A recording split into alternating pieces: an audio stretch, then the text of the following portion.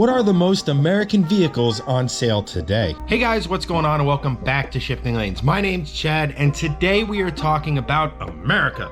Specifically, what are the most American cars on sale today? When people think about American cars, it's usually lumped into three stereotypical categories. The first are the enormous land yachts of yesteryear. The second are muscle cars, basically cars that go like hell in a straight line but don't exactly do corners all that well. And the third and final vehicle that most people associate with American motoring is the full-size pickup truck, or to put it another way, the most American thing on four wheels.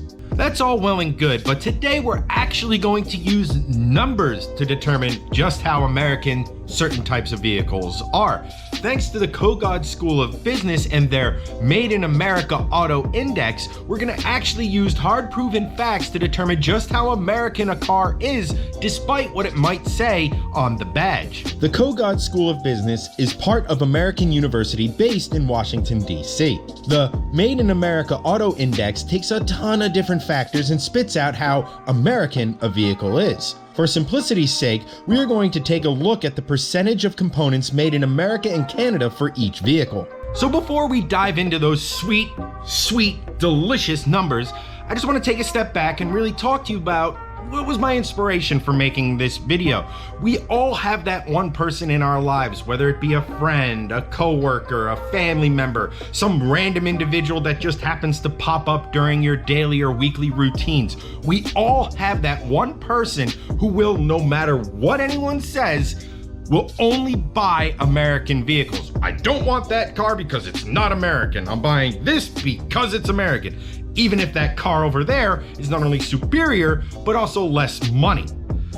The beauty of a study like this is you can now approach that person with logic and reason and say, hey, you might love that Chevy, that Ford, that Dodge, or whatever, but that car over there, more parts on it are made in America than your beloved American cars. Now, I will freely admit that these people sometimes and oftentimes do not listen to reason, do not listen to logic. They're right, you're wrong, and there's not really much you can do to sway their opinion.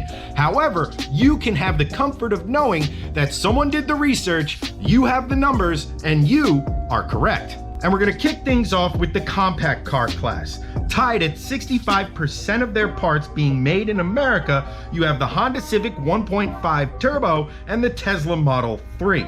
Now this actually starts two fairly interesting trends. Now obviously Tesla is an American company, so you would expect a lot of their parts to be American made. However, Honda, that is very obviously a Japanese auto manufacturer, and yet in this study, they show up with a lot of times with American-made parts on them. And continuing with that theme, in the mid-size class with 60% of its parts, you have the Honda Accord. And again, not surprising, with 65% of its parts made in America, the Accord's luxurious big brother, the Acura TLX. The full size should come at absolutely no surprise to anyone here, and that is the Dodge Charger with 70% of its parts being American. And for luxury full-size vehicles, you go to the Tesla Model S, and they have 60% of their parts being American-made. For small crossovers, this is another one that's fairly obvious. You have the Jeep Cherokee at 71%. But just as a point of comparison, and to continue that Honda trend, the CR-V 1.5-liter turbo all-wheel drive LX model has 65% of its parts made in America. The luxury small crossover, once again it's a Tesla, this time it's the Model Y at 60%. Mid-size crossover, what a surprise, we have the Honda family back for more action. The Honda Passport is 70%, while again, its luxurious cousin from Acura, the Acura RDX, is 65%, which leads luxury mid-size crossovers in American-made parts. Now, because this is an American-made list, we couldn't leave off off-roaders, things like the Wrangler and the new Bronco. Now, you would think, being around for forever, being an American military vehicle, basically where the Wrangler's origins came from, you'd think the Wrangler would have this pretty much on lockdown. However, they're only 60% American made with their parts, while the new rival, or old rival, or rival that was here, went full size, went away for a while, and then came back recently, the Ford Bronco is narrowly ahead at 61%. Another distinctly American type of vehicle is the minivan. You might think of them as something that shows you've given up, capitulated to the fact that you have kids, you gotta move them around, you gotta move their crap around, and you need to do so as efficiently as possible. Well, there's no better tool for that job than the minivan. And with 70% of its parts made in America, surprise, surprise, another Honda, you have the Honda Odyssey as the most American-made minivan. Now, for small pickup trucks, we are going to include the Jeep Gladiator, even though it might not be as practical as some of its competition. Even so, it comes in at 65%. Now, the GM small pickup trucks, the Colorado and the Canyon, they both come in at 60%. Large SUVs, another very distinctly American type of vehicle, your 3-row SUV essentially. This is for people who need the space of a minivan but want to keep the last shreds of their soul. At 67%, you have the Dodge Durango, and at 60%, you have the Ford Expedition. Moving on to what is arguably the most American type of vehicle, and that is the full-size pickup truck.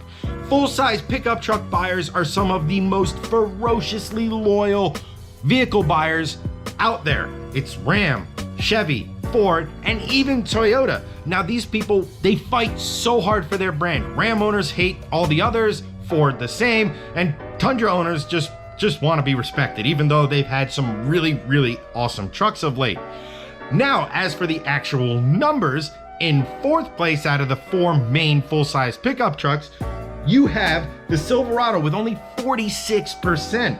Next, you have the F-150 at 61%. In 2nd place, you have the Ram 1500, and that's 63%. And that means that the full-size pickup truck with the most American-made parts on it is the Tundra from Toyota, which is obviously a Japanese manufacturer, and that comes in at 65%. Now, we're not talking about a lot, but it is pretty surprising to see the Tundra at the top of the American-made parts list.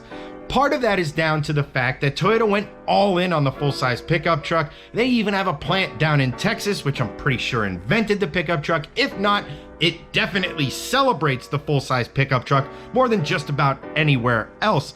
And a lot of those parts are sourced from America to put on the trucks because pickup truck buyers tend to be the most loyal when it comes to nationality. They have the most national pride. So Toyota, at no small expense, tried to make it, and they succeeded, to have the most American-made full-size pickup truck.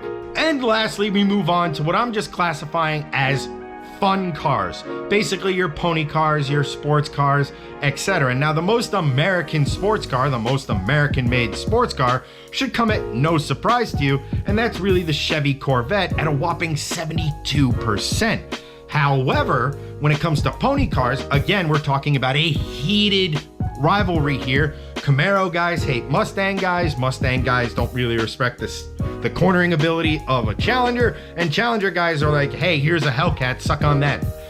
But again, starting from the bottom, Chevy once again comes in last at 57% with the Camaro. At 66%, we have the Challenger, and at a whopping 77%, you have the Mustang GT, specifically the GT with the manual transmission. Now, that 77% is the highest percentage of American-made parts in any vehicle sold in the United States. The aforementioned Corvette at 72% is in 2nd place. But that means if you are a Mustang owner, and it happens to be a manual, you are flying that American flag prouder than anyone else on the road. I own a Mustang. And I haven't hit any crowds yet, so good for me. But at any rate, that's the list. There are a ton other types of vehicles out there. There's subcompact, there's subcompact SUVs. There's so many, but I really didn't want to get bogged down with every last little category. I really wanted to use this list to showcase just how American cars and other vehicles are. And like I said before, Honda's at the top of that list a lot, and that is by design. Honda has a lot of plants here in the United States. I believe one in Ohio. Their HPD performance department is based out in California, and that's actually where like the NSX was dreamed up, conceived, designed, etc. Toyota, like I said, they have a plant in Texas for their pickup trucks. So these Japanese car manufacturers are coming over to America to, one, not have to worry about shipping their cars over here, but two, to employ Americans and as such, tap into some of our national pride. The whole point of this exercise was to, one, show how global even American car manufacturers have gotten, and two, just how American a car or truck can be even if it doesn't have an American badge on it. And lastly, I'm just gonna leave you with this thought. Let's go back to that guy or lady we were talking about before who will only buy American cars. Hopefully this list shows some of you, if you're watching, shows that even the most American vehicles among us aren't 100% American. A significant percentage of them are actually made by other countries and brought into America to be put on the American cars. And then you have vehicles like the CR-V, the Civic, and even a couple Acuras. Well, they're Japanese by nameplate, but they're more American than their American-made rivals. Hopefully this provides some insight into just the process of actually building a car, how it takes the entire world to build even the most American of American vehicles. But with that being said, that's a wrap for this video, guys. I want to thank you so much for watching, and I'll catch you next time.